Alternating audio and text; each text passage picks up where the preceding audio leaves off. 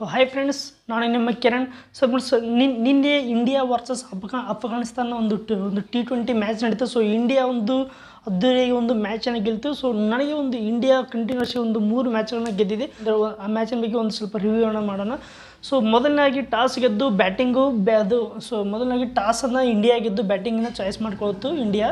So first batting ಆಡಿದರು India. So first ಬಂದರು opener ಹಾಗೆ ಸೊ ರೋಹಿತ್ ಶರ್ಮಾ ಅವರು ಮತ್ತು ವಿರಾಟ್ ಕೊಹ್ಲಿ ಅವರು. ಸೊ ಒಂದು ರೋಹಿತ್ ಶರ್ಮಾ ಅವರು ನನಗೆ ಈ ಒಂದು T20ಯಲ್ಲಿ ಮೇನ್ ಸ್ಟಾರ್ ಬ್ಯಾಟ್ಸ್ಮನ್ ಆಗಿರುವಂಥ ಬ್ಯಾಟ್ಸ್ಮನ್ಗಳು ರೋಹಿತ್ ಶರ್ಮಾ, ವಿರಾಟ್ ಕೊಹ್ಲಿ. ಸೊ ಮತ್ತು ಇವರು ಇಬ್ಬರು ಕೂಡ ಒಂದು ಕೈಯಿಂದ ಒಂದು ರನ್ಸನ್ನು ಬರ್ತಿಲ್ಲ. ಸೊ ಮತ್ತು ದುಬೆ ಅವರು, ಸೂರ್ಯಕುಮಾರ್ ಯಾದವ್ ಅವರು ಬಂದಿದ್ದಾರೆ, ಹಾರ್ದಿಕ್ ಪಾಂಡ್ಯ ಅವರು ಬಂದಿದ್ದಾರೆ.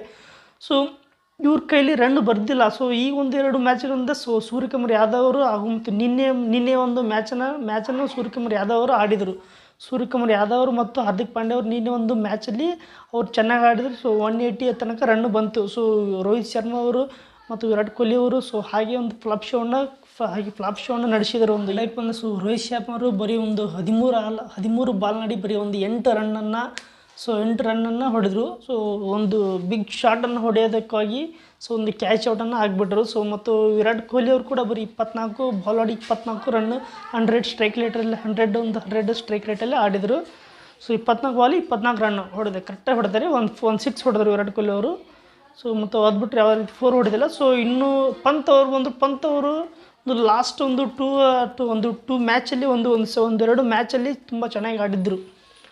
ನಡೆದಂಥ ಒಂದು ಪಾಕಿಸ್ತಾನ ಮ್ಯಾಚಲ್ಲಿ ಕೂಡ ಪಂತ್ ಅವರೇ ಒಂದು ಅಷ್ಟು ರನ್ನನ್ನು ಹೊಡೆದು 120 ರನ್ ಕೊಡದೆ. ಅದಕ್ಕೆ ಮೇನ್ ಅವರು ಪಂತ್ ಅವರು ಆಡಿದರು. ಇಲ್ಲಿ ಪಂತ್ ಅವ್ರ ಕಡೆಯಿಂದ ಒಂದು ಬರೀ 20 ರನ್ ಅಷ್ಟೇ ಬಂತು. ಪಂತ್ ಅವರು 11 ಬಾಲಿಗೆ 20 ರನ್ ಹೊಡೆದ್ರು. ಒಂದು 4 ರನ್ 4 ರನ್ ಹೊಡೆದಿದ್ದಾರೆ. ಮತ್ತು ಯಾವುದೇ ರೀತಿ 6 ಹೊಡೆದಿಲ್ಲ. ಸೊ ಮತ್ತು ಅವ್ರು ಆದಮೇಲೆ ಒಂದು ಬಂದು ಸೂರ್ಯಕುಮಾರ್ ಯಾದವ್ ಅವರು. ಸೊ ಇವರು ಒಂದು ಬಿಗ್ ಸ್ಕೋರನ್ನು ಹಾಕಿದರು. ಒಂದು 28 ಬಾಲಲ್ಲಿ 53 ರನ್ ಹೊಡೆದು ಟಾರ್ಗೆಟನ್ನು ಇನ್ನೂ ಕೂಡ ರನ್ ಸ್ಕೋರನ್ನು ಇನ್ನೂ ಕೂಡ ಒಂದು ಜಾಸ್ತಿ ಹಂತಕ್ಕೆ ತೊಗೊಂಡು ಹೋದರು, ಒಂದು 180 ತನಕ. ಸೊ ಇವರು ಒಂದು 28 ಬಾಲಲ್ಲಿ 53 ರನ್ ಮತ್ತು 5 4 ಮತ್ತು 3 6 ಹೊಡೆದ್ರು. ಮತ್ತು ಅದಾದಮೇಲೆ ಹಾರ್ದಿಕ್ ಪಾಂಡ್ಯ ಅವರು ಕೂಡ ಇವರಿಗೆ ಒಂದು ಸಪೋರ್ಟ್ ಮಾಡಿದರು. ಇವ್ರು ಕೂಡ ಒಂದು 24 ಬಾಲಲ್ಲಿ ಒಂದು 32 ರನ್ನನ್ನು ಹೊಡೆದರೆ ಹಾರ್ದಿಕ್ ಪಾಂಡ್ಯ ಅವರು 3 4 ಮತ್ತು 2 6 ಹೊಡೆದರು. ಸೊ ಇದಾದಮೇಲೆ ಅಕ್ಷರ್ ಪಟೇಲ್ ಅವರು ಇವರು ಒಂದು ಔಟ್ ಆದಮೇಲೆ ಅಕ್ಷರ್ ಪಟೇಲ್ ಅವರು ಬಂದು. ಸೊ ಅಕ್ಷರ್ ಪಟೇಲ್ ಅವರು 6 ಬಾಲಿಗೆ ಒಂದು 12 ರನ್ನನ್ನು ಹೊಡೆದು ಒಂದು 2 4 ರನ್ ಹೊಡೆದು 2 4 ರನ್ನಲ್ಲಿ ಸೊ ಇನ್ನೂ ಕೂಡ ಒಂದು ರನ್ ರೇಟ್ ಜಾಸ್ತಿ ಆಯಿತು, 180 ತನಕ ಬಂತು. ಸೊ ಅಕ್ಷರ್ ಪಟೇಲ್ ಕೂಡ ಒಂದು 2 4 ರನ್ ಹೊಡೆದು ಒಂದು ರನ್ ಸ್ಕೋರನ್ನು ಜಾಸ್ತಿ ಮಾಡಿದರು. ಸೊ ಇನ್ನು ಇವ್ರದ್ದು ಒಂದು ಬ್ಯಾಟಿಂಗ್ ಮುಗೀತು ಇಂಡಿಯಾದವ್ರದ್ದು. ಸೊ ಇನ್ನು ಅಫ್ಘಾನಿಸ್ತಾನವ್ರದ್ದು ಬ್ಯಾಟಿಂಗ್ ಬಂದರೆ ಸೊ ಯಾರೂ ಕೂಡ ಅಷ್ಟೊಂದು ಚೆನ್ನಾಗಿ ರನ್ ಹಾಕಲಿ. ಸೊ ಫಸ್ಟಿಗೆ ಗುರ್ಬಜಿ ಅವರು 8 ಬಾಲಿಗೆ 11 ರನ್ನು. ಸೊ ಮತ್ತು ಇನ್ನು ನೈಬ್ ಅಂತ ಅವರು ಒಂದು 21 ಬಾಲಿಗೆ ಬರೀ 17 ರನ್ನು ಮತ್ತು 1 4 1 6. ಸೊ ಇದೇ ರೀತಿ ಸೊ ಎಲ್ಲ ಕಾಮನ್ ಇಷ್ಟೇ. ಸೊ ಒಂದು 50-20 ಒಳಗೆ 20 ಮೇಲೆ ಯಾರು ಕೂಡ ದಾಟೇ ಇಲ್ಲ. ಸೊ 20 20 20 15 20 15 ಒಂದು 25 ಜಾಸ್ತಿ ಅಂದರೆ ಇಷ್ಟೇ. ಸೊ ಎಲ್ಲರೂ ಕೂಡ ಅಷ್ಟೇ ಆಲ್ ಔಟ್ ಆಗಿಬಿಟ್ರು. ಸೊ ಅವ್ರ ಕಡೆ ಬಾಲಿಂಗ್ ಮತ್ತು ತುಂಬ ಚೆನ್ನಾಗಿದೆ. ಅವ್ರ ಕಡೆಯೂ ಬಾಲಿಂಗ್ ಸಿಕ್ಸ್ ಹಾಕಿದ್ದಾರೆ. ಸೊ ಅವ್ರ ಕಡೆ ಒಂದು ಫಾರೂಕ್ ಅಂತ ಇದೆ. ಸೊ 3 ಔಟ್ ಅಂತ ತೆಗೆದ್ರು. ಮತ್ತು ನವೀನ್ ಉಲ್ಲಾಕ್ ಅವರು ಒಂದು ಔಟ್ ಅಂತ ತೆಗೆದರು. ಸೊ ಮತ್ತು ಇನ್ನು ರಶೀದ್ ಖಾನ್ ಸ್ಪಿನ್ನರ್ ನಾಯಕ ರಶೀದ್ ಖಾನ್ ಅವರು 3 ವಿಕೆಟ್ಗಳನ್ನು ತೆಗೆದರು ಅವರು. ಸೊ ಆದರೂ ಕೂಡ ಅದು ಅಫ್ಘಾನಿಸ್ತಾನದವರಿಗೆ ಮ್ಯಾಚನ್ನು ಫಿನಿಷ್ ಗೆಲ್ಲೋಕ್ಕೆ ಆಗಲಿಲ್ಲ. ಸೊ ಇನ್ನು ಇಂಡಿಯಾದವ್ರದ್ದು ಒಂದು ಬಾಲಿಂಗ್ ಬರಬೇಕಂದ್ರೆ ಸೊ ಬೆಂಕಿ ಆದಂಥ ಬಾಲಿಂಗ್ ಇದೆ. ಸೊ ಬೆಂಕಿ ಆದಂಥ ಒಂದು ಜಸ್ಪ್ರೀತ್ ಬುಮ್ರಾ ಅವರು ಮತ್ತು ಒಂದು ಹರ್ಭಜನ್ ಸಿಂಗ್ ಅವರು ಒಂದು ಸಖತ್ತಾಗಿ ಬಾಲಿಂಗ್ ಮಾಡಿದರು.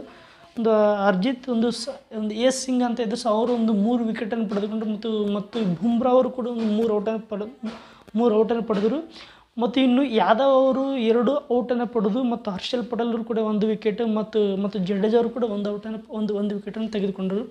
ಸೊ ಒಟ್ಟಿನಲ್ಲಿ ಅಫ್ಘಾನಿಸ್ತಾನದವ್ರನ್ನ ಆಲ್ ಔಟ್ ಮಾಡಿದ್ರು ಇಂಡಿಯಾದವ್ರು. ಸೊ ಇದು ಮ್ಯಾಚ್ ಕೂಡ ಒಂದು ಬಾಲಿಂಗ್ನಿಂದಾನೇ ಗೆದ್ದಿದೆ ಅನಿಸುತ್ತೆ. ಸೊ ಬ್ಯಾಟಿಂಗ್ ಕೂಡ ಇಂಡಿಯಾದವ್ರದ್ದು ಬ್ಯಾಟಿಂಗ್ 180 ತನಕ ರನ್ ಬಂದಿದೆ. ಸೊ ಇನ್ನು ಬಾಲಿಂಗ್ ಮತ್ತು ಇಂಡಿಯಾದವ್ರದ್ದು ಬ್ಯಾಟಿಂಗು ವಿತ್ ಬಾಲಿಂಗ್ ಎರಡೂ ಕೂಡ ಚೆನ್ನಾಗಿ ಮಾಡಿದ್ದಾರೆ. ಸೊ ಇನ್ನು ಬಾಲಿಂಗು ಕೂಡ ತುಂಬ ಚೆನ್ನಾಗಿ ಮಾಡಿದ್ದಾರೆ ಬ್ಯಾಟಿಂಗಿಂತ. ಯಾಕೆಂದರೆ ಬಾಲಿಂಗ್ ವೀಕ್ ಆಯಿತು ಅಂದರೆ ಆರಾಮಾಗಿ ಗೆಲ್ಬೋದಿತ್ತು ಅವರು. ಅಫ್ಘಾನಿಸ್ತಾನದವರು ಆರಾಮಾಗಿ ಗೆಲ್ತಾರೆ. ಸೊ ಬಾಲಿಂಗ್ ಮಾತ್ರ ಚಿಂದಿ ಸಖತ್ತಾಗಿ ಬಾಲಿಂಗ್ ಮಾಡಿದ್ದಾರೆ ಇಂಡಿಯಾದವರು.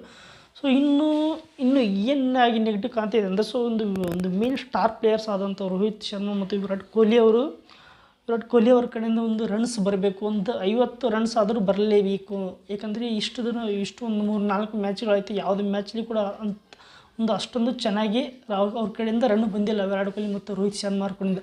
ಅವರು ಕೂಡ ಒಂದು ಚೆನ್ನಾಗಿ ಬಿಗ್ ಸ್ಕೋರನ್ನು ಮಾಡಬೇಕು. ಸೊ ಈಗ ಮುಂದಿನ ಈ ಮ್ಯಾಚಲ್ಲಿ ಕೂಡ ಫೇಲ್ಯೂರ್ ಆದರು. ಮುಂದಿನ ಬರುವಂಥ ಬಾಂಗ್ಲಾದೇಶ ಜೊತೆ ಮ್ಯಾಚ್ ಇದೆ. ಸೊ ಬಾಂಗ್ಲಾದೇಶ ಜೊತೆಯೂ ಕೂಡ ಒಂದು ಚೆನ್ನಾಗಿ ಆಡಲಿ, ಚೆನ್ನಾಗಿ ಪರ್ಫಾರ್ಮೆನ್ಸ್ ಮಾಡಲಿ. ಸೊ ಇವ್ರ ಕಡೆಯಿಂದ ರನ್ಸ್ ಬಂದರೆ ಸೊ ನಮಗೆ ಇನ್ನೂ ಕೂಡ ಈಸಿ ಆಗುತ್ತೆ. ಸೊ ಇಲ್ಲಾಂದರೆ ತುಂಬ ಕಷ್ಟ ಆಗುತ್ತೆ, ಯಾಕಂದರೆ ಇವ್ರ ಮೇಲೆ ಡಿಪೆಂಡ್ ಆಗಿರ್ತಾರೆ, ಎಷ್ಟೋ ಜನ ಇವ್ರ ಮೇಲೆ ಡಿಪೆಂಡ್ ಆಗಿರ್ತಾರೆ.